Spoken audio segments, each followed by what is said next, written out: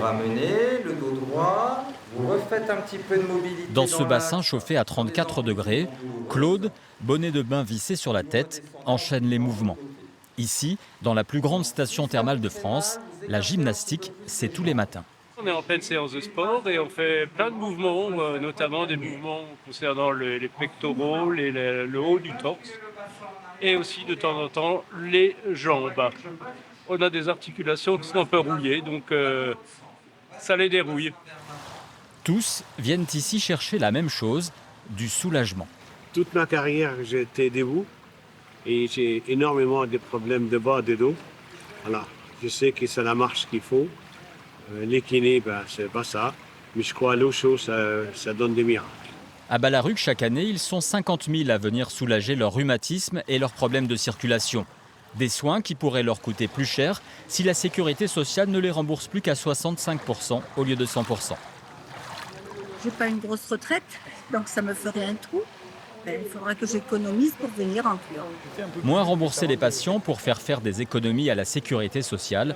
Forcément ici, le projet inquiète. On fait des fausses économies sur le dos des personnes les plus faibles. Principalement, les gens en ALD souffrent de pathologies lourdes, post-cancer, autres pathologies, et qui ont des conditions de ressources assez faibles. Et ce que l'on est allé voir, à un moment, les bénéfices induits, c'est-à-dire la baisse de prise de médicaments, le mieux vieillir, le mieux vivre, le plus de mobilité, je parle sur mes pathologies, dans ces cadres-là, moi je le vois. Les cures thermales coûtent 250 millions d'euros par an à la sécurité sociale. C'est à peine 0,1% du budget santé, mais pour certains médecins, il faut cesser de rembourser des traitements qui n'ont pas fait la preuve scientifique de leur efficacité. Évidemment que de prendre du temps pour soi, de se reposer, de prendre des vacances, je pense que chacun l'a expérimenté, ça fait du bien et ça fait que vous avez vous vous sentez mieux à la fin de vos vacances et moins de douleur, moins de stress. Là-dessus, c'est évident. Par contre, est-ce que c'est à la société et à la CPM de rembourser ce qui s'approche à du bien-être? Je ne pense pas. À quelques centaines de mètres du centre thermal, la docteure Hélène Gourdon enchaîne les consultations. Plusieurs dizaines de patients chaque jour. Elle est convaincue des bienfaits des cures. Cette action mécanique, c'est-à-dire température de l'eau, pression des jets, travail du kiné, ça va permettre une décontraction musculaire et donc déjà certaines douleurs peuvent s'améliorer. Par contre, il va falloir attendre 2 mois pour qu'ils aient les effets dus à la composition de l'eau. L'eau thermale, elle est fortement minéralisée ici à Ballaruc et les minéraux ont des propriétés anti-inflammatoires, antalgiques et myorelaxantes qui va leur donner après tout le bénéfice 2 mois après et ce pendant à peu près 6 à 8 mois. Midi, grand soleil sur la promenade de Ballaruc-les-Bains. En ce début octobre, les touristes sont partis, mais la terrasse de ce restaurant est presque pleine. Les touristes représentent à peu près 60% de notre clientèle à l'année.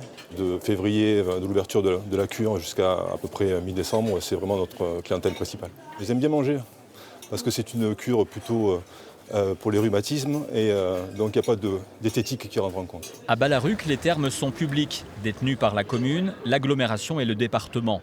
Ici, le thermalisme fait vivre une grande partie de l'économie locale. Nous avons aujourd'hui près de 400 salariés en contrat durée indéterminée.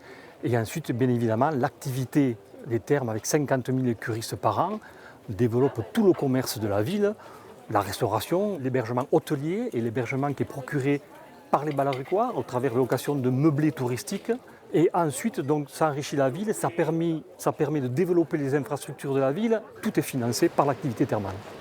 Les thermes de Ballaruc génèrent 250 millions d'euros de retombées chaque année. 3 parlementaires du Languedoc-Roussillon ont adressé une lettre au Premier ministre pour demander l'abandon du projet de déremboursement.